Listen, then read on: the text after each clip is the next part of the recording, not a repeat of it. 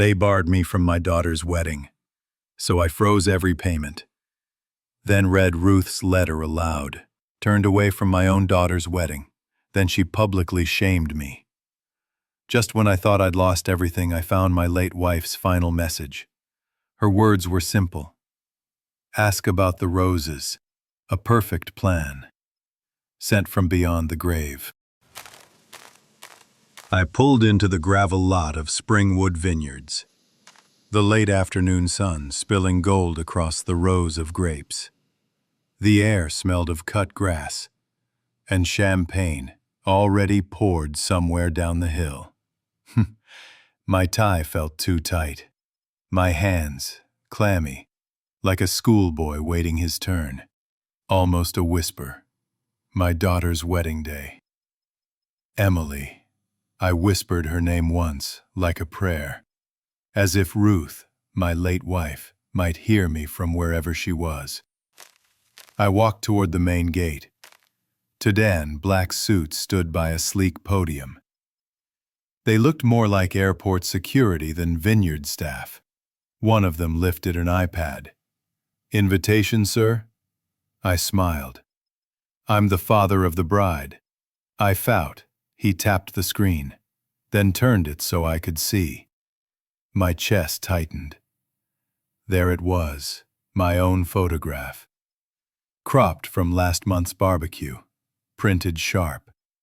Beside it, do not admit per family order. Under notes, non-invited donor. The words burned deeper than any insult. Donor, not father. Not guest, donor. I'm sorry, sir. Per written order, we can't let you in. For a second, the world muted. The chatter of guests. The soft hum of a string quartet playing Vivaldi down the path. The rustle of vineyard leaves. It all went gray. I dialed Emily. She answered, breathless, laughter and voices in the background. Dad? There seems to be some confusion, I said evenly. The guard has my picture. Says I'm not allowed in. Oh, that. We thought it would be less drama if you didn't come. Less drama. My own daughter's wedding. I swallowed hard, the words catching like gravel in my throat. I'm your father. I know, but this is my day.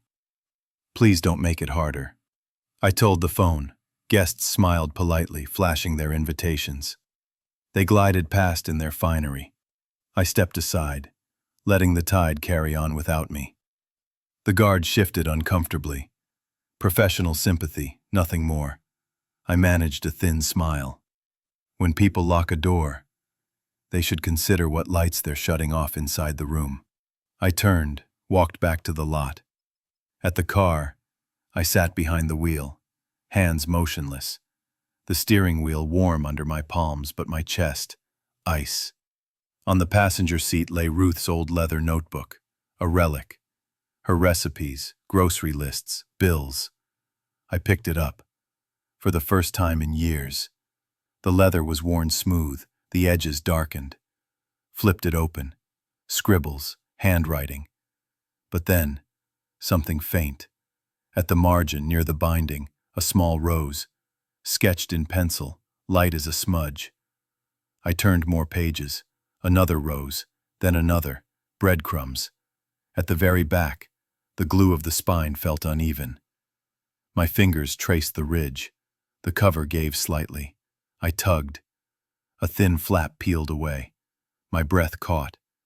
Hidden inside was a postcard, yellowed edges. On it, Ruth's slanted hand. 5 words. Ask about the roses. I froze. Vineyard music drifting faintly. Ask about the roses. What roses? Why hide this? The phrase pulsed in my mind, like a code. Ruth always left signs. Could this be one? I blinked. Meta. Whatever game they thought they were playing. Patricia Cole with her banker's precision. Emily bending under her shadow. They weren't the only ones with a plan. Ruth had left something. A key, maybe. I scrolled to Marla Green's number, my accountant. Sharp, dependable. "Marla," I said when she answered, keeping my voice even. "I need you to pull up every vendor contract for today. Check the clause on no payment, no performance. Confirm the Net 3 schedule.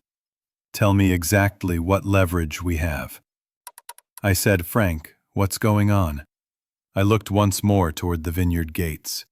Guards standing tall. My daughter laughing inside without me. My jaw tightened. "They locked me out," I said. "Now we'll see how many doors stay open." I felt the postcard pressing lightly in my wallet. Ask about the roses. And I would. The next morning, my phone buzzed with Marla Green's name. My accountant never wasted time on small talk. "I pulled the contracts," she said. "Deposits are already cleared, but every major vendor, band, photographer, catering, lists final payments as Net 3 business days after the event. Section 5.2 and 6.1 cover performance and payment schedules. They also include a safety clause. Vendors can suspend or walk out if the environment turns hostile without final authorization in place." I leaned back in my chair. "So the deposits stay. The rest is leverage." "Exactly," she said. "If they wanted you gone, you still hold the spigot." "Draft the notice," I told her. 30 minutes later, my inbox chimed. Subject: temporary hold. Cause: access dispute and contractual review. Ref: Sect 5.2, 6.1. Timestamp: 9:42 a.m. Eastern Standard Time. Recipients: all vendors. CC: Michael Hart, attorney at law. Venue manager: Springwood Vineyards. The body was short, clinical. Due to a documented access dispute, all final payment authorizations are placed on hold pending review. Deposits remain valid. Vendors are advised to continue per their safety clause discretion. Marla had signed it with her usual neat digital stamp. By early afternoon, the effects rippled through the vineyard. The band leader, Marcus Reed, read the notice, then watched Patricia Cole screaming at a violinist over soundcheck delays. He flipped to page 3 of his contract and made the call.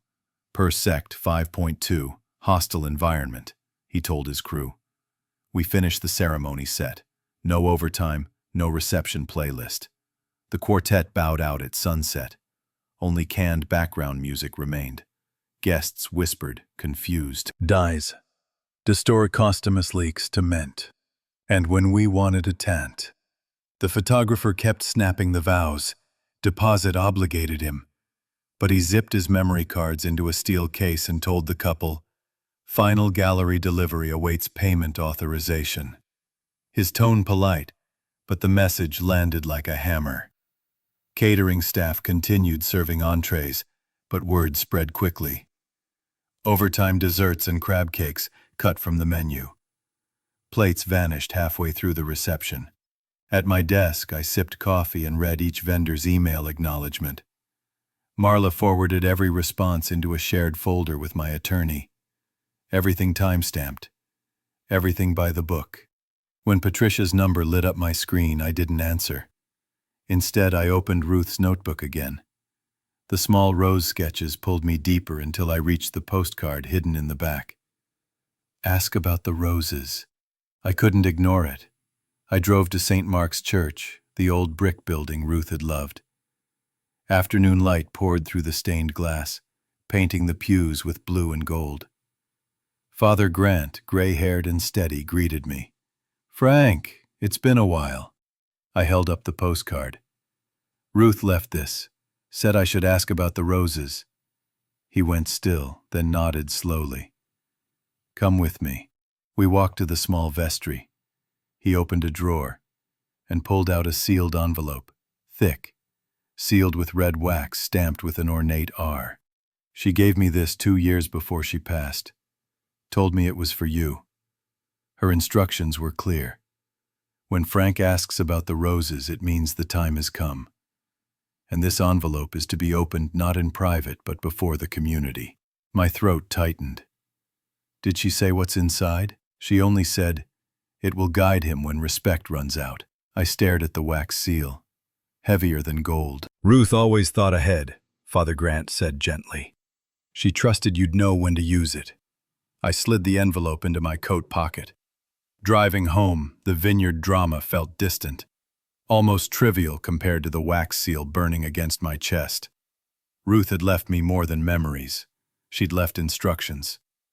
Back at the house, my phone vibrated violently. Patricia. This time I answered. Her voice cracked with fury. "What did you do with the vendors? The band walked out, the caterers are cutting service, the photographer won't release a single photo. You sabotaged the entire evening." I spoke calmly, like reciting a line from a manual. "I froze the wallet, Patricia. I didn't burn the bridge. You," she sputtered, "per the contracts you signed, final payments require authorization. They revoked my place at the table. I revoked authorization. Fair trade. This isn't over," she hissed. "No," I said, eyes on Ruth's margin rose. "It's just beginning." I hung up. That night, I laid the envelope on my desk beside the notebook. The wax seal glistened in the lamplight. My hands ached to tear it open, but Ruth's words held me back. Not in private, before the community. So I waited. The next morning my phone buzzed again, this time a notification. Emily's Facebook post. Today was supposed to be the happiest day of my life. Instead, my father's toxic need for control destroyed it. Vendors abandoned us. Guests left confused.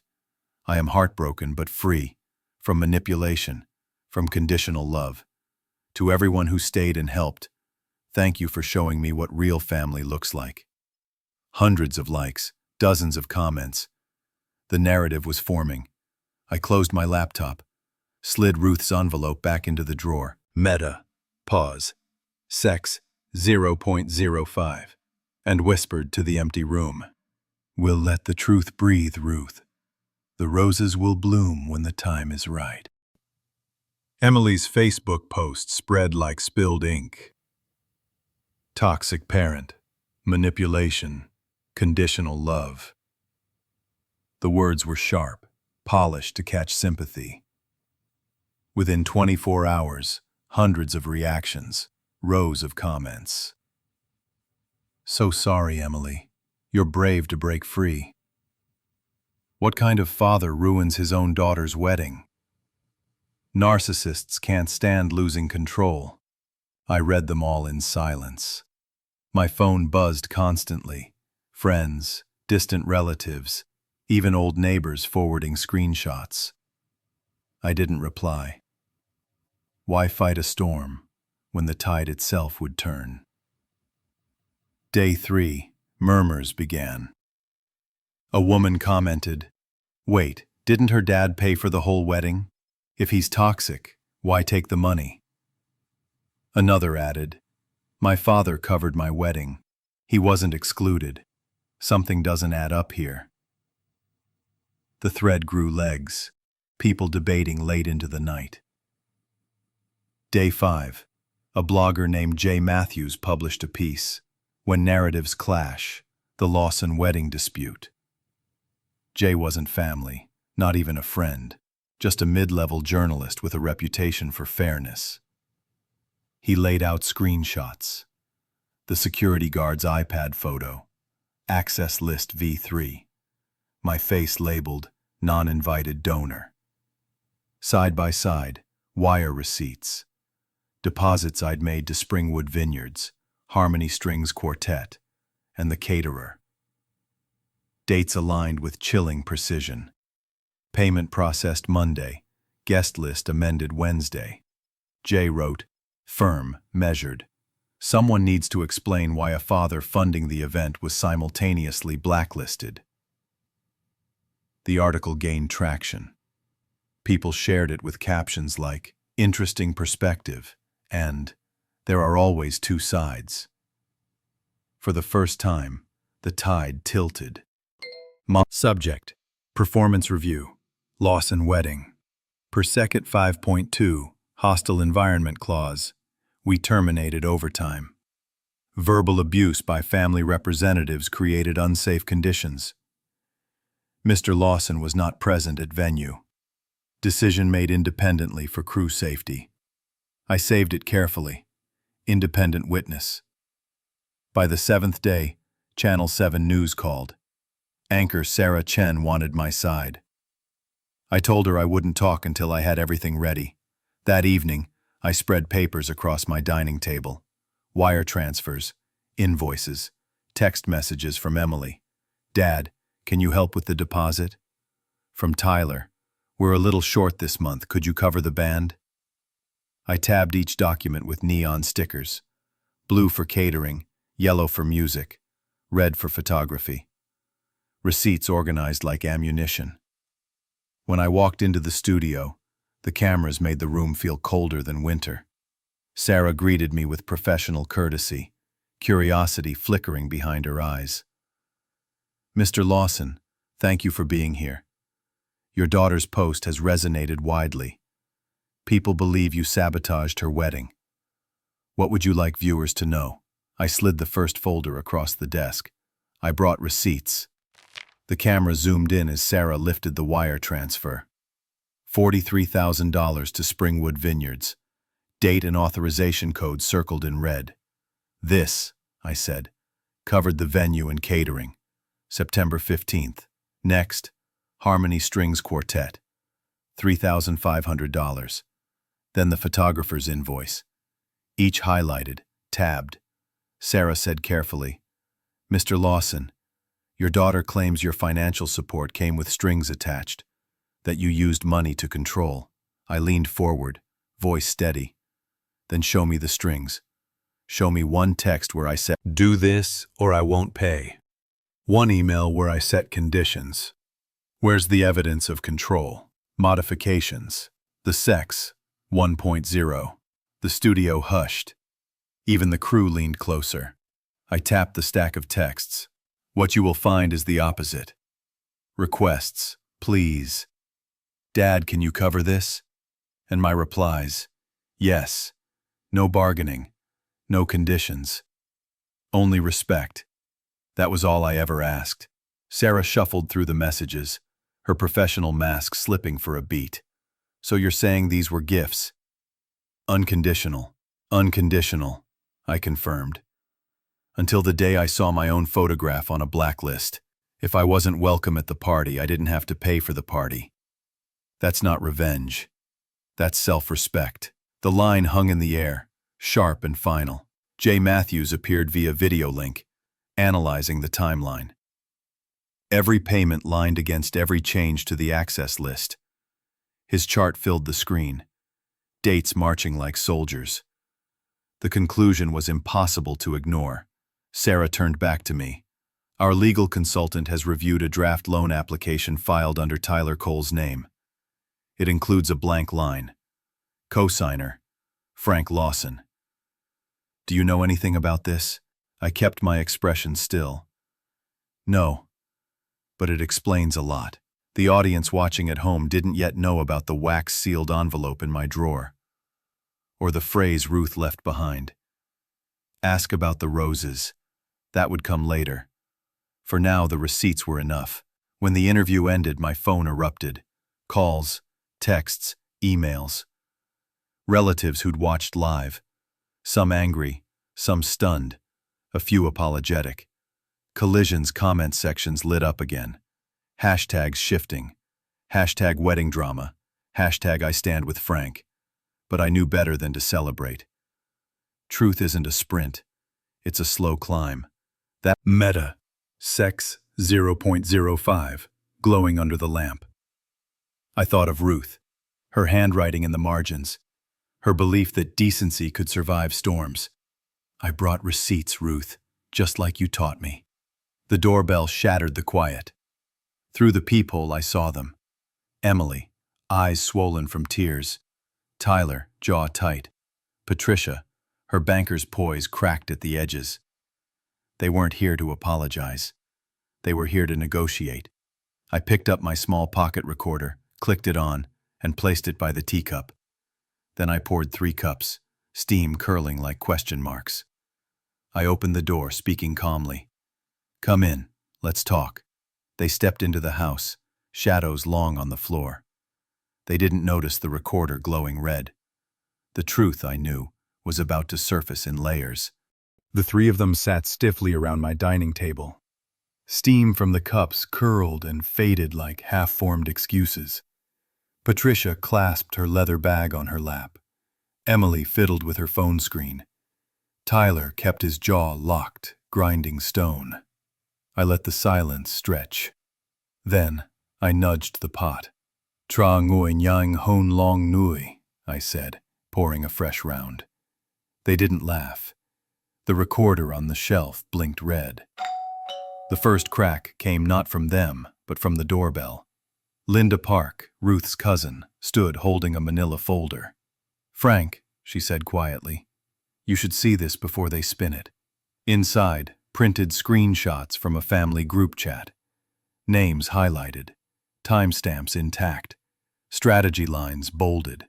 Step 1, humiliate, force apology, request cosigner for loan.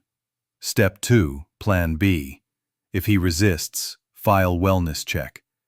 Prepare durable POA. Still at consult stage, not triggered, firm, deliberate. I set the papers between us. "Shall we read together?" Emily's cheeks flushed. "Dad," I raised a hand. No raised voices, just facts. Patricia straightened, voice icy. "It wasn't about humiliating you. It was about protecting Emily and Tyler's future. They need stability. I lived through a bankruptcy at 25. You never forget the taste of debt collectors pounding on your door." Her voice cracked on bankruptcy. For the first time, her armor slipped. I nodded slowly. "So fear, not malice. Fear," she whispered. "If you refused, the bank would see Tyler as high risk. We thought pressure might make you agree." I tapped the second page, the draft loan. Tyler's name typed neatly. 1 box left blank.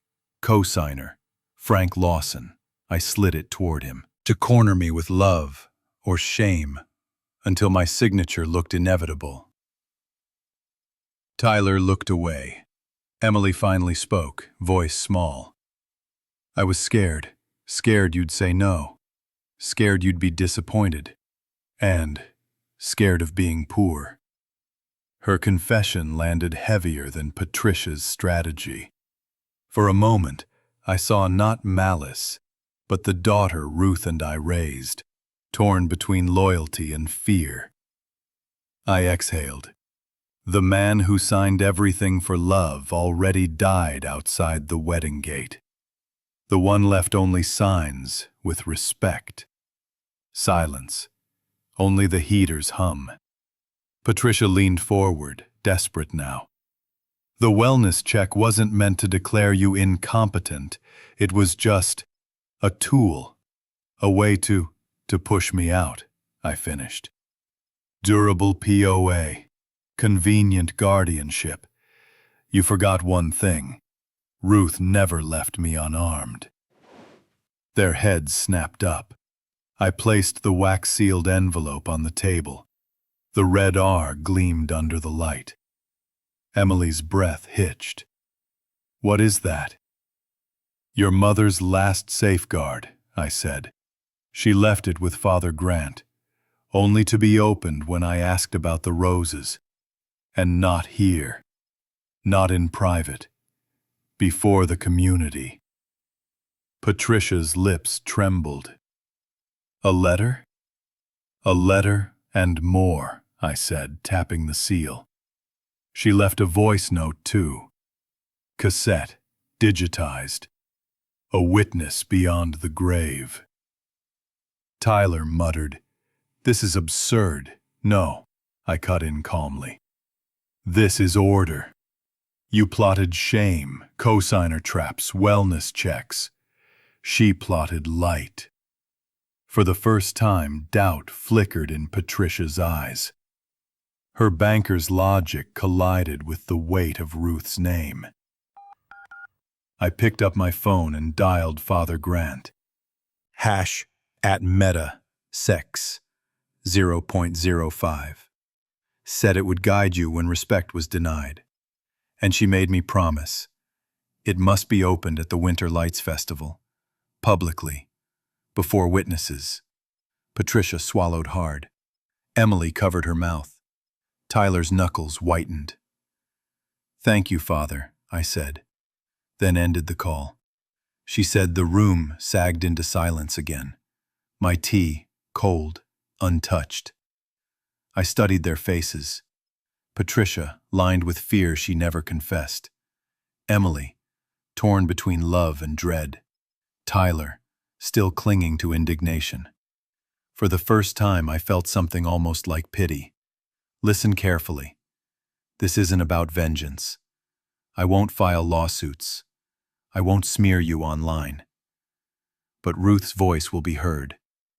She believed in accountability, not humiliation. When that letter opens, it won't be to destroy you. It will be to bind what's broken. Patricia whispered, "And if it condemns us, then you live with it," I said simply. I gathered the folder, the envelope, the recorder. Our conversation ends here. What happens next belongs to Saturday night. They rose slowly, like actors leaving a stage stripped bare. Patricia touched the back of the chair as though anchoring herself.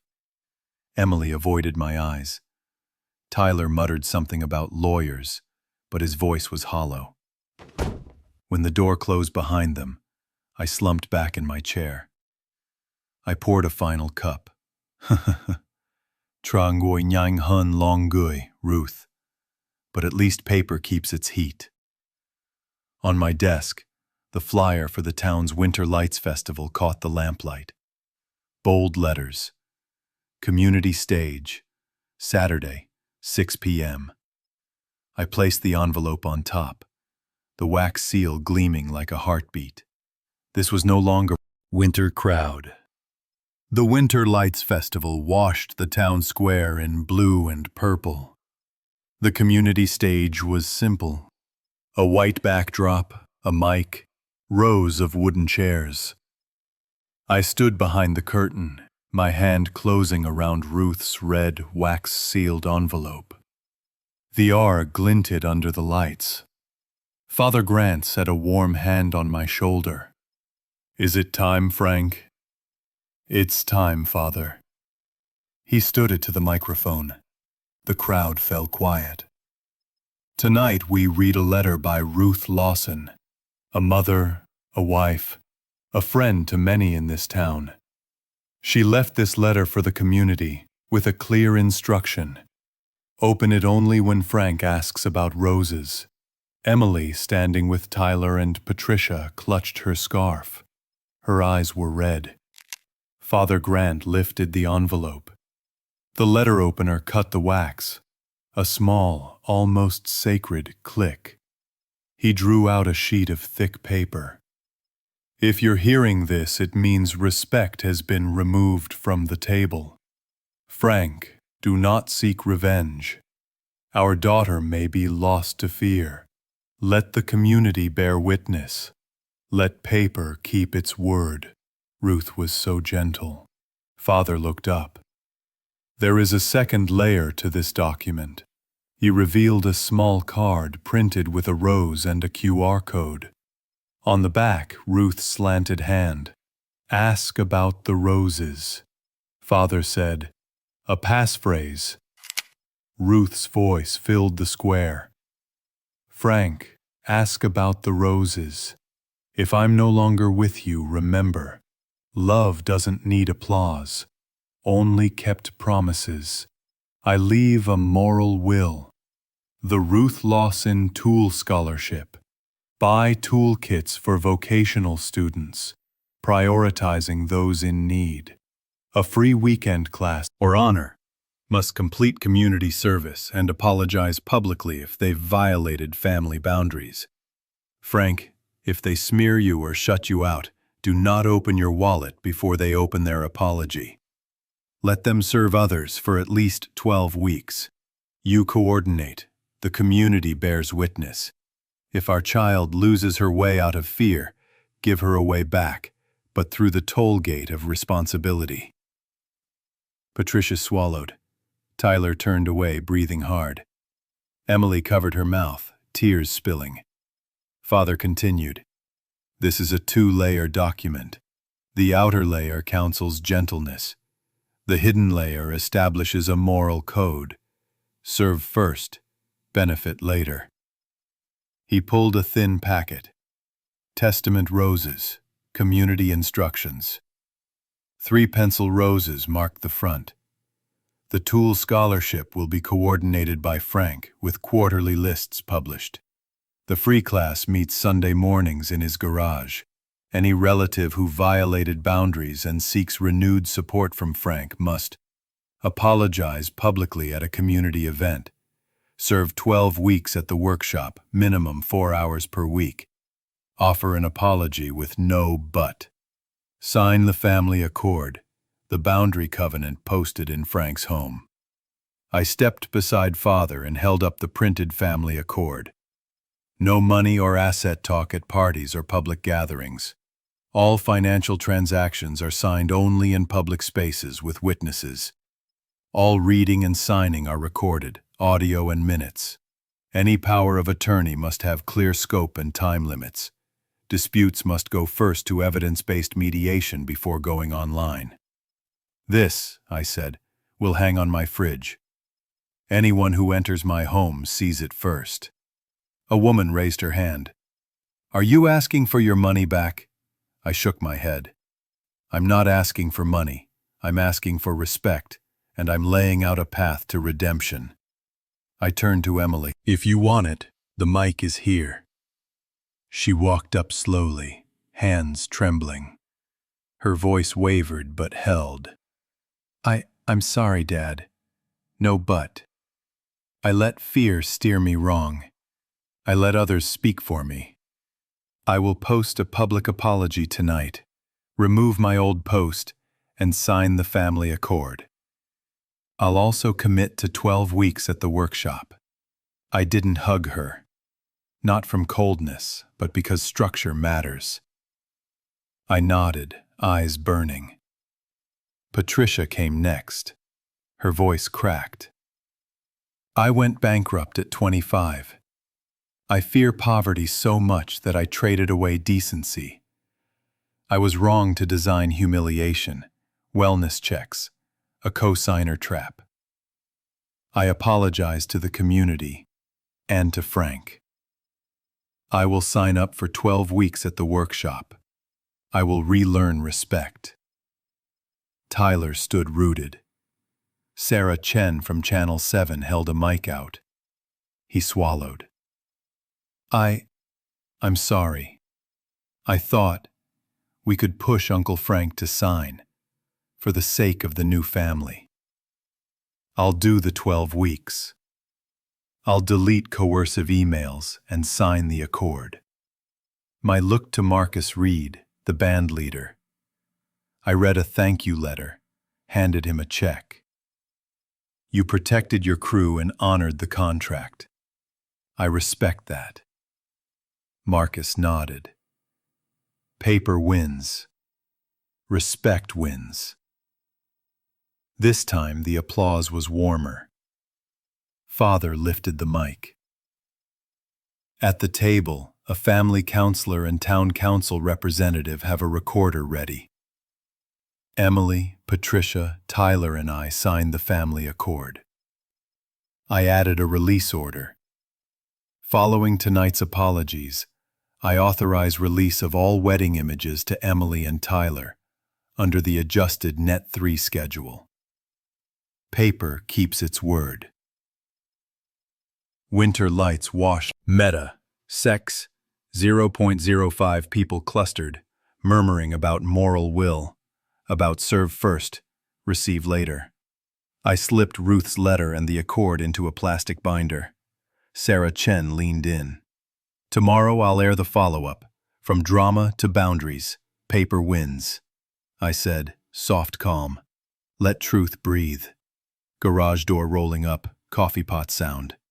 The next Sunday, the garage doors rolled up. A pot of coffee, folding chairs, brand new toolkits labeled Ruth Lawson Tool Scholarship. Patricia snapped a photo of the week 1 service schedule on the whiteboard. Tyler cut lumber to spec. Emily placed her printed apology email beside a screenshot of her Facebook retraction. That evening, just us, me and Emily. We ate simple soup on the garage steps. The lights dimmed. I pulled the door down, touched Ruth's notebook on the shelf. The pencil rose still bloomed. "Tonight," I said slowly. "This door is one I'm opening." Emily nodded. "I'll keep my word, Dad." I looked up at the family accord taped to the fridge. Big, straight letters. No respect, no relationship. Beneath it, the line I added tonight. Service first. Winter wind outside. Outside, winter wind combed the trees. In the garage, papers lay still. Promises lay still. Those two, starting now, would keep this house in rhythm. And, somewhere close, Ruth's voice lingered in the speakers. Love doesn't need applause, only kept promises.